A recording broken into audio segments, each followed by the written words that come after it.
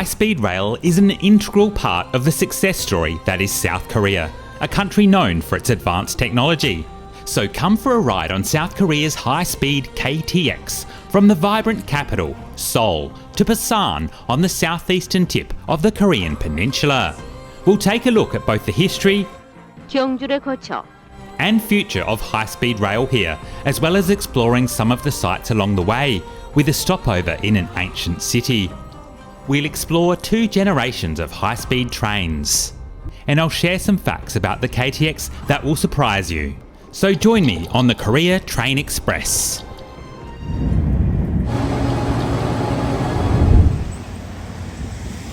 Hello and welcome to South Korea's capital, Seoul, a city of 10 million people. Today we're travelling on a high-speed train, the KTX, down south to a historic city. It's going to be about a 2-hour journey, but first we need to get to Seoul Station, and the best way to do that, the quickest way, is on the Seoul Metro. Just pick yourself up a T-Money card, which you can do from any newsagent, put some cash on it, and off we go. It's best to have cash, as a lot of places won't accept credit cards for T-Money top-ups. More than half of South Korea's population call Seoul home. The city is served by an excellent and extensive subway system, comprising a combination of 24 rapid transit, light metro, commuter rail and people mover lines, serving most of the metropolitan area. In terms of the Seoul Metro, there are 9 lines with 331 kilometres of track and annual ridership of 2.42 billion. It's only a few stops to our destination. The station features these handy conveyor belts to transport your heavy luggage up and down stairs. While there is an underground link between the metro and main station, it's worth getting a proper look at the terminal building.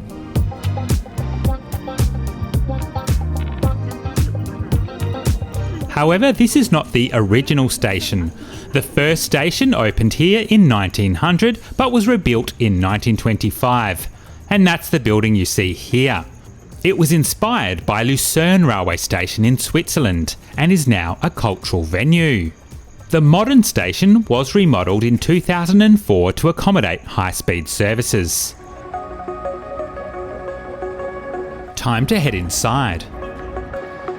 The station is run by Korea's national railway operator, Korail. It's hard not to be impressed by the vast, light-filled interior. Inside you'll find luggage lockers, the Korail Travel Centre, and ticket machines. One warning, although the ticket machines do work in English at the time of travel, a lot of them only accepted Korean credit cards, so I found it easier to make my bookings online. And I do recommend booking online in advance because many services do sell out. You might wonder what standing is. I'll explain later. You also have the option to buy from the ticket office. You can also catch express trains to Seoul's 2 airports from here. There's a range of food outlets and a food court upstairs. Time for a snack before my train.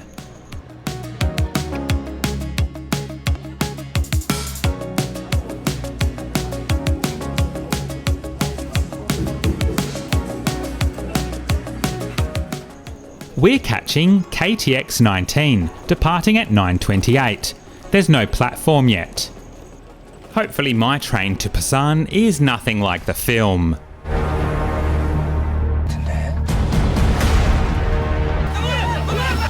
Similar to Japan, you'll find plenty of vending machines. Excluding the airport railway and the subway, Seoul Station is primarily served by 3 categories of trains, each with different fares. There are high-speed trains, the Korea Train Express or KTX, which we're taking. That's the most expensive category.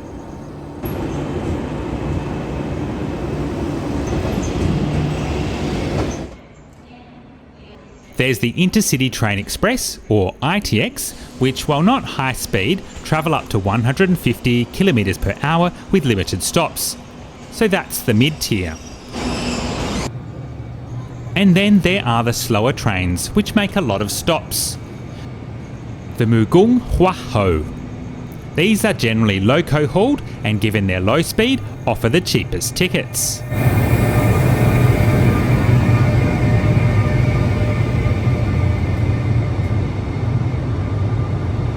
Today we'll be travelling on South Korea's first high-speed line, which connects Seoul with the southern port city of Busan. Construction started in 1992, with KTX trains launched in 2004. Although for many years it was broken into high-speed sections joined by conventional lines. It wasn't until 2015 that the entire line was high-speed. Here you get a sense of the scale of the station.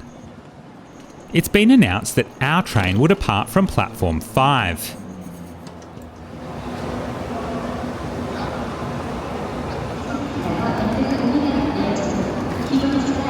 There are a few different types of KTX trains.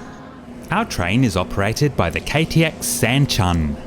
These are the second generation of KTX trains, first introduced in 2010. There are 10 cars in each set, comprising 2 power cars at either end and 8 passenger cars. That's one of the original KTX sets, which we'll travel on later in the video. And this is one of the more recent generations of KTX trains, KTX-I, which operate up to 260 km per hour. There's also a newer type that entered service in May 2024. Anyway, let's get on board our train. At peak times, 2 of these sets can be coupled together, so make sure you're getting on the right section of the train. So we're in car number 3. This is the train to Busan, and I'm going to avoid making any zombie jokes.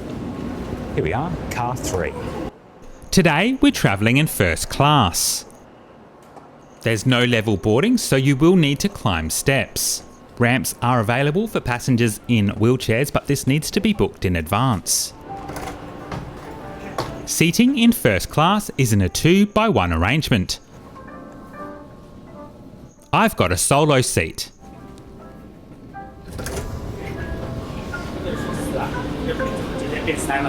As you can see, there's area for luggage here. Just going to take a look down in standard class before we depart. Similar to Japan, there are shops on the platforms. Standard class seating is arranged 2-by-2 with a mix of airline style seats and those around tables. I checked them out and they're pretty comfortable. Back in my seat, ready for departure. These seats rotate to face the direction of travel. There's a tray table, literature holder, footrest, and Korean plug socket plus 2 USB-A ports. There's also a cup holder. There's TV screens throughout the train. These generally display advertising but also information about upcoming stops. We depart on schedule. Some people have standing tickets, which are cheaper, so there's a rush to get fold-down seats located in the vestibule. Korail has a cab view video on YouTube if you want to experience this journey like the driver. Announcements are in a number of languages. Welcome aboard the KTX bound for Busan. 各位旅客，大家好，班次列车是。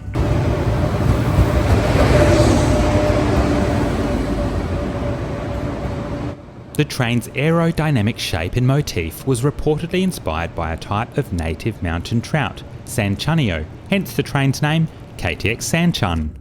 Unfortunately, the windows are quite dirty. From Seoul, we'll head southwest through the mountains to Gyeongju before continuing on to Busan later. Google's image data in South Korea is limited by local security laws.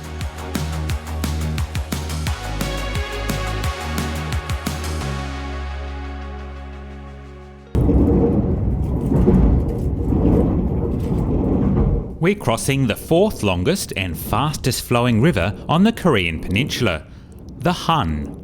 It's about 1.2 kilometres wide.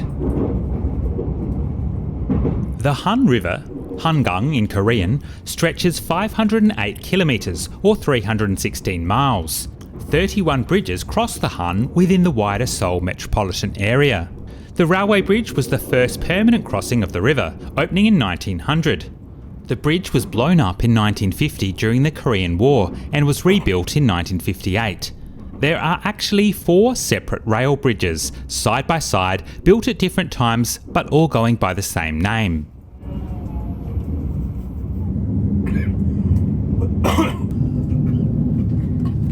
On board you'll find a couple of magazines.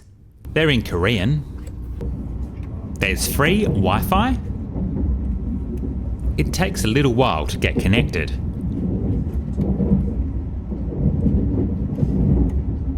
The speeds are pretty good too. We proceed at a pretty leisurely pace through the south of Seoul. Our first stop is in Seoul's southwestern suburbs, 22 kilometres south of Seoul Station.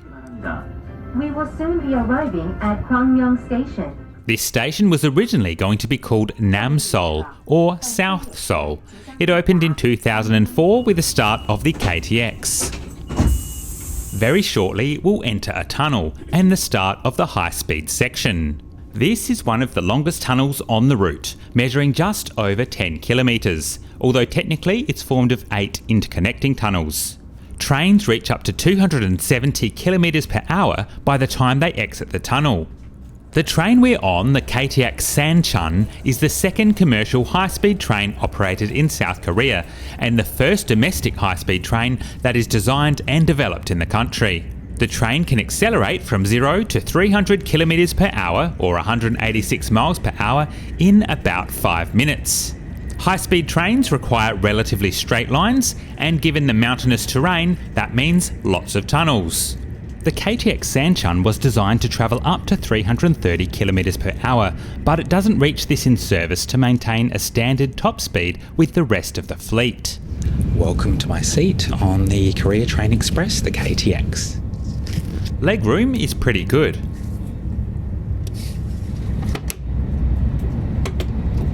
You can't move it forward or backwards, it's fixed in place, it's quite solid. And down here we have the seat controls. It's electronically operated. So that's the extent of the recline. It's pretty decent. You really get a sense of the train's speed here as we zip across the countryside.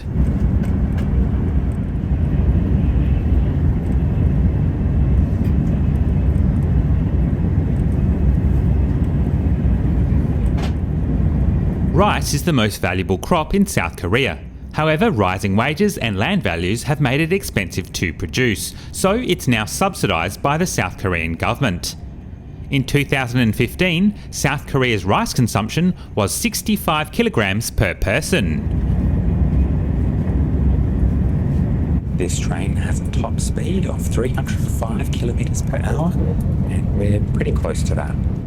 The infrastructure was designed to accommodate trains travelling up to 350 kilometres per hour, but for a range of operational, financial and other reasons, this has never been implemented.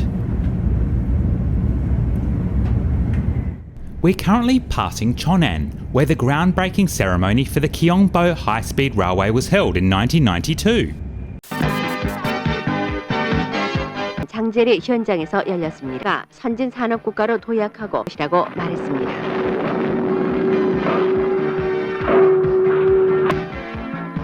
이 고속철도는 서울에서 천안, 대전, 대구, 경주를 거쳐 부산에 이르는 모두 411km 구간입니다. 이 철도가 개통되면 서울에서 천안 간 22분, 대전 38분, 대구 70분, 경주 86분, 부산까지는 100분이면 달릴 수 있어서 전국이 반나절 생활권이 돼 균형 잡힌 국토 개발이 이루어집니다. The next generation of KTX trains will have a top speed of 370 kilometres per hour. This would reduce travel times between Seoul and Busan from about 2 hours 30 minutes to 1 hour and 53 minutes, saving 36 minutes. The government hopes the new trains will enter commercial service in 2031.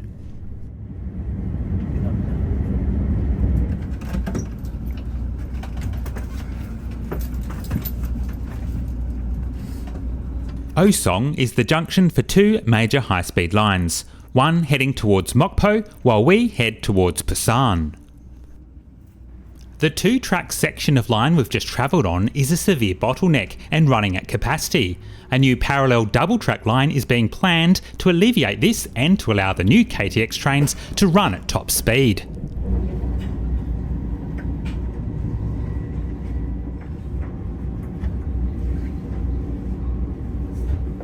In this cab footage you can see the other high-speed line passing overhead as it veers south to Mokpo.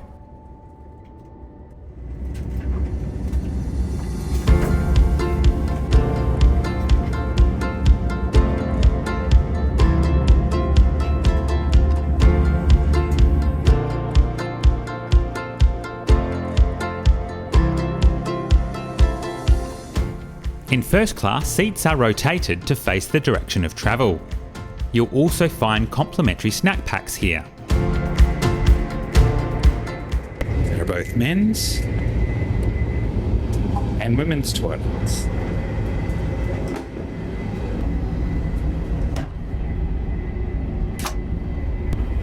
Interesting having segregated gender toilets when I think they're exactly the same.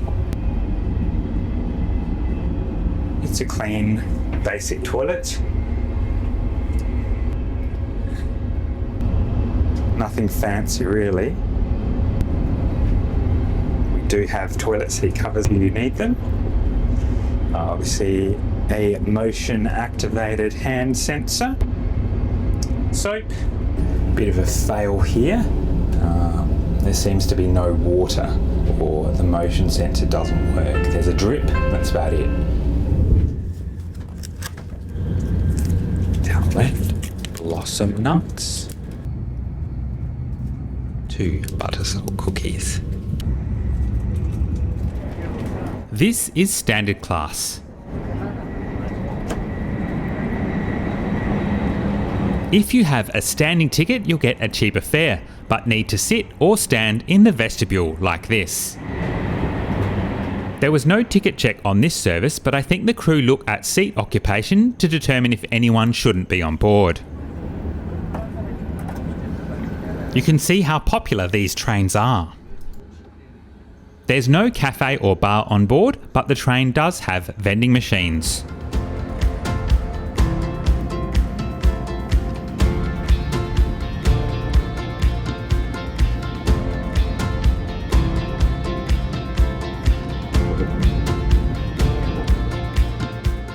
We're now coming into the country's 5th largest metropolis, Daejeon.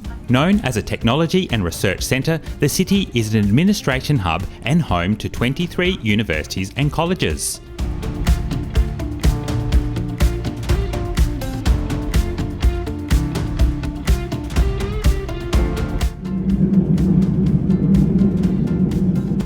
At your seat you'll find an old audio system and a reading lamp.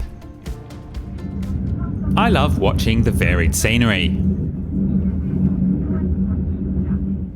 If you can ignore the sound barriers, it's quite picturesque.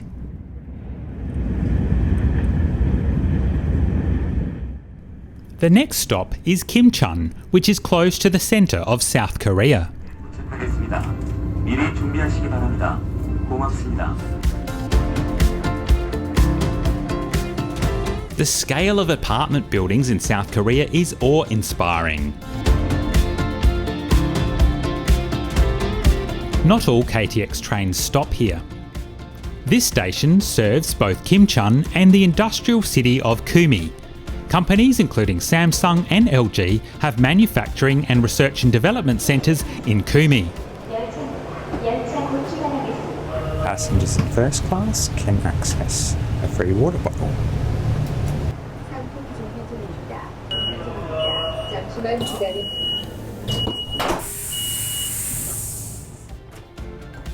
First class has a noticeably more relaxed environment than the rest of the train. This is the only first class carriage in a KTX Sancheon 10-car set.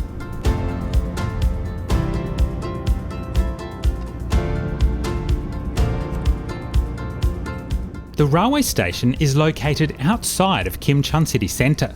However, it's been a catalyst for an impressive number of apartment buildings nearby.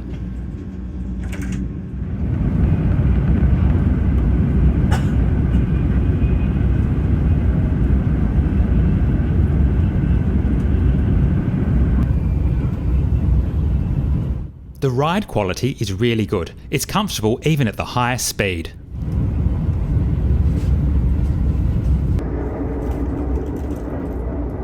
The Gimcheon has been among the most polluted rivers in South Korea, largely because of industrial waste from nearby large-scale dyeing operations. And my apologies in advance for butchering many of the pronunciations in this video. Daegu is the third largest urban agglomeration in South Korea after Seoul and Busan. The subtropical climate is ideal for growing apples, so the city has the nickname Apple City.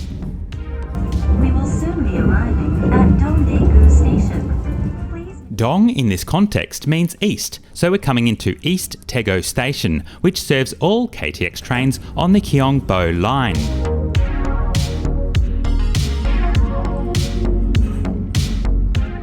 Dong Daegu is the second busiest railway station in South Korea, with Seoul taking top spot. It's served by more than 400 trains each day. The station complex is huge and incorporates a department store, 7 underground floors and 9 above ground floors. If you're a fan of horror films and have good attention to detail, you might recognise these yards. They featured in the 2016 zombie film Train to Busan. This is where the survivors abandon their KTX train. Can you imagine floating weightless, like a satellite in the black sky? Soon we'll arrive in the ancient city of Gyeongju, although the high-speed railway station is located about 11 kilometres out of town. Gyeongju is an entrancing place to visit. I highly recommend it. The station opened in 2010 to accommodate the high-speed line.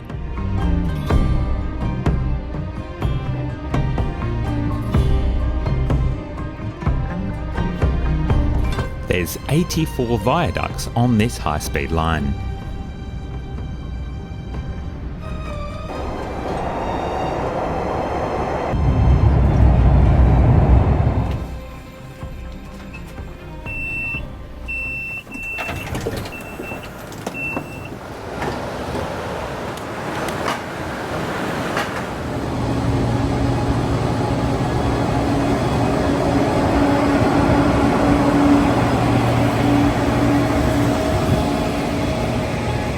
Our train continues on to Busan.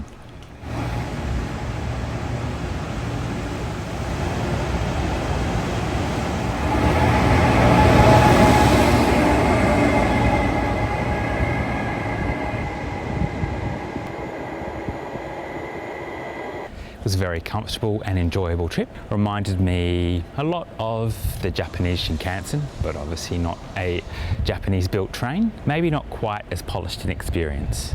Now don't go anywhere because we're going to continue our journey to Busan on a first generation KTX set, very like a TGV. Before that, let's have a quick look around Gyeongju. Gyeongju was the capital of the ancient Shilla Kingdom. And this is the world's oldest surviving astronomical observatory.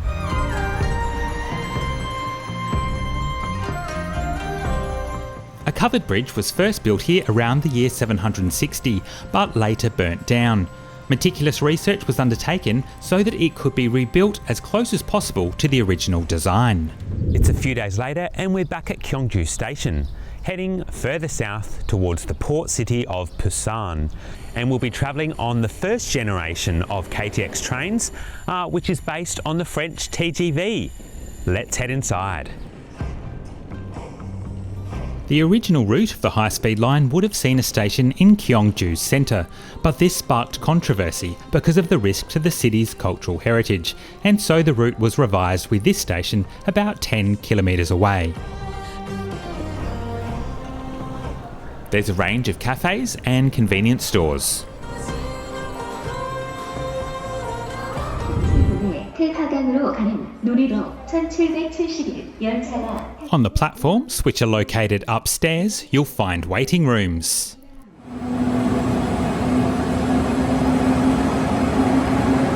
SRT is a competing high-speed rail service separate from Korail. It operates from a different station in Seoul, but despite being separate, is also government-owned.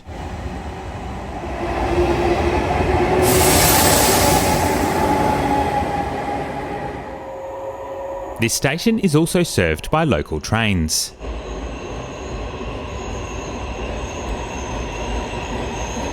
There's a first-generation KTX train, similar to the one we'll be travelling on. Indicators on the platform show where to board your carriage. Our train is KTX-7. Our train is running on time, zero delay. Here it comes.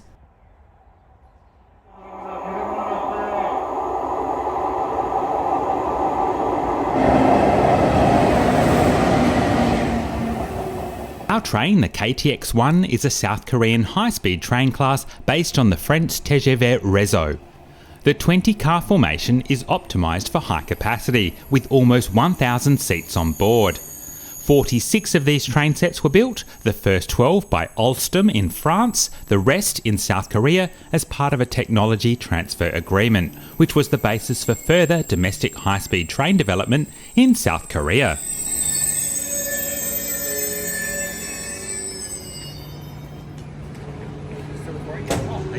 The train crew bow as they do in Japan.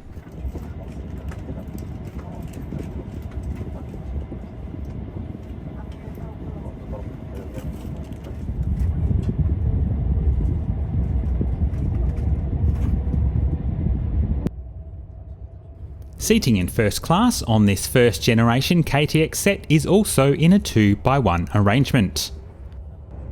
You get a footrest and a very large tray table.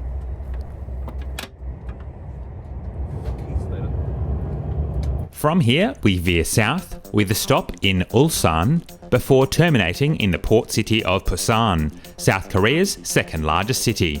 70% of the Korean peninsula is covered by hills and mountains, so it may not surprise you to learn that between Seoul and Busan there are more than 60 tunnels with a combined length of more than 150 kilometres.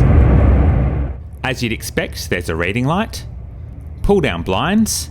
There are USB-A type sockets and Korean power sockets, but not at every seat. There's a very ancient audio system here. I'm not sure if it works. The seats have manual recline. The trains are pressure sealed to reduce passenger discomfort from pressure variations during tunnels. So if you don't have a reserve seat, your best bet is to snag one of these jump seats. And it's still pretty comfortable. Standing tickets offer discounts of up to 15% compared to regular fares, but generally only become available when all seating on a service is sold out. If you are in one of these seats, you just need to stand whenever the train stops to make the passage clear for boarding passengers. There's two of them here, so people nab them very quickly, otherwise you're standing up for most of the way. Here we've got what seems to be a little mini library.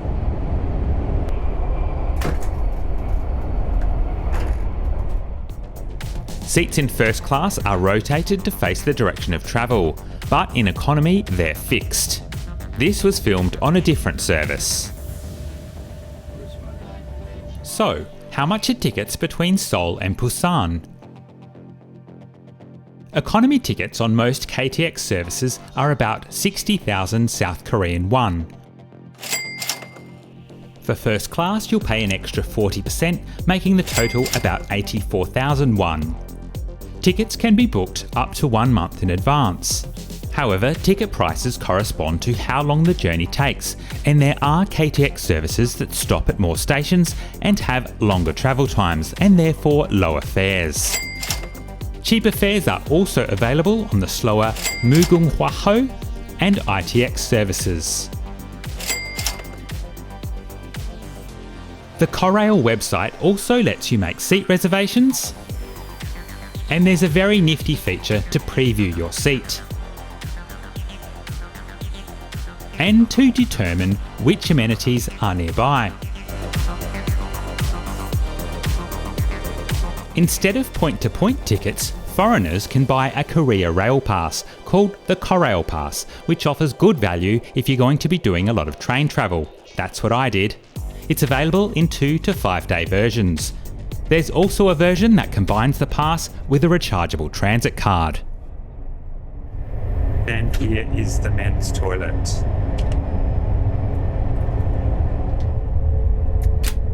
Pretty stock standard stuff.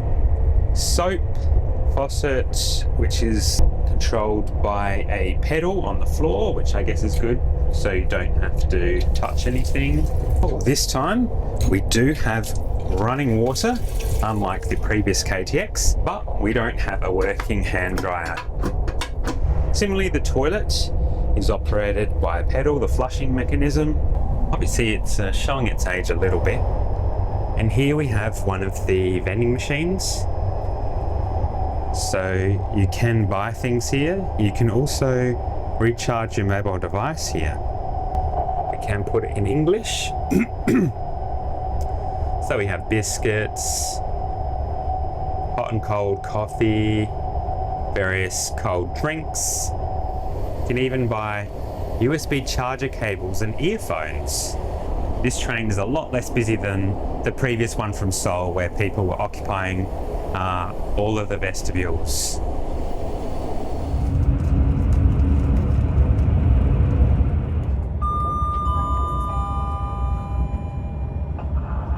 잠시 후 울산역 통도사에 도착합니다. 울산역 통도사 내리실 문은 왼쪽입니다. 고맙습니다.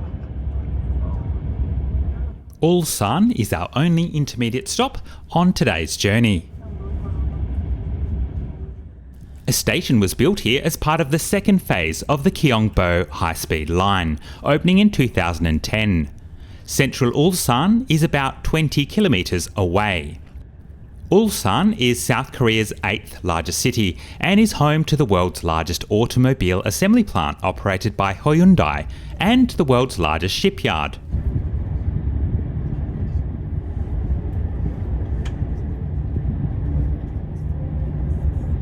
From Ulsan, it's only about 20 minutes to the end of the line in Busan.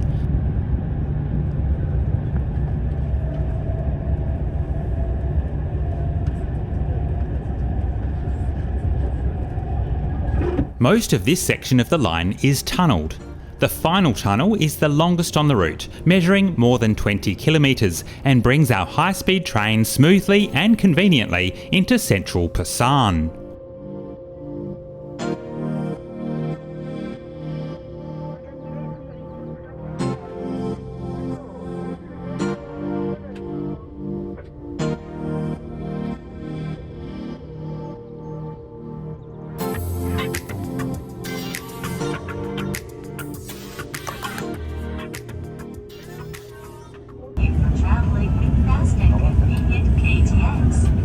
Just beyond those containers is Busan Harbour. The port of Busan is ranked 6th in the world for container throughput and is the largest seaport in South Korea.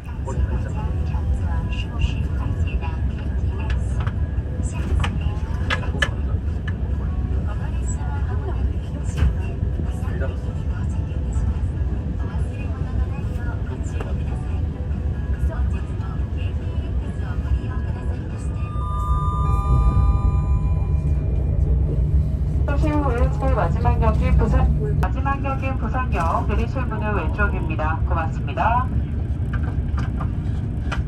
The current station was completed in 2003, ready for the opening of the Gyeongju high-speed railway the following year.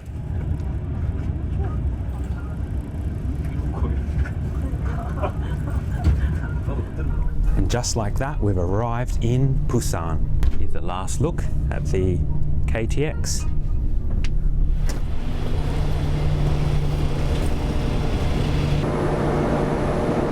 The KTX got us here safely and comfortably in just over 30 minutes, which is a considerable time saving compared to travelling on the local stopping service, which is cheaper, which takes more than an hour and a half to travel the same distance. Although these first generation train sets are now more than 20 years old, they're still performing reliably, with fewer breakdowns than the second gen KTX Sancheon sets, which were introduced from 2010. You can travel from Seoul to Busan with either Korail or their competitor SRT, as seen here, which also use Sancheon rolling stock. SRT services operate the Seoul to Busan route 8 minutes faster than the KTX, as their trains travel on more dedicated high-speed sections. The first generation KTX sets, like the one we travelled on today, will be replaced by the next generation, the 370 km/h capable sets from 2031. The station concourse here in Busan is modern and airy, with plenty of natural light. There's an array of shops if you want to eat or need to buy something before or after a journey. You can connect to the ferry terminal here with services to Japan, including to Fukuoka and Osaka. You get a great view of the 3.3 km long Busan Harbour Bridge from outside the station.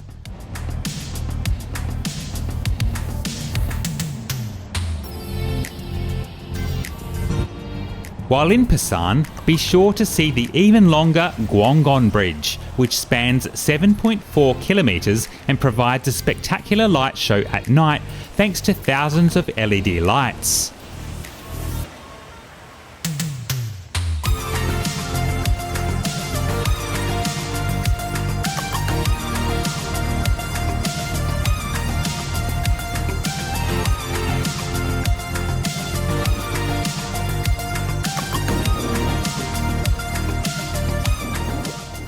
Another must-do experience when in Busan, the Hyundai Sky Capsule. Each capsule seats up to 4 people and is booked exclusively for your group, so you won't be sharing with strangers.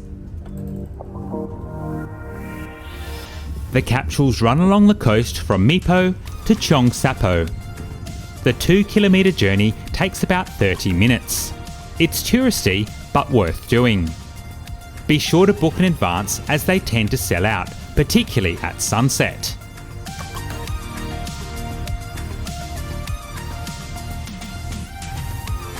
Of course, there's no guarantees you'll have good weather. If you want to help me make more videos like this one, support the channel by becoming a channel member. You'll get early access to videos and other perks. Follow the link in the description. If you enjoyed this video, please let me know in the comments below. Be sure to subscribe and hit the notification bell so you don't miss the next one. Hope to see you then.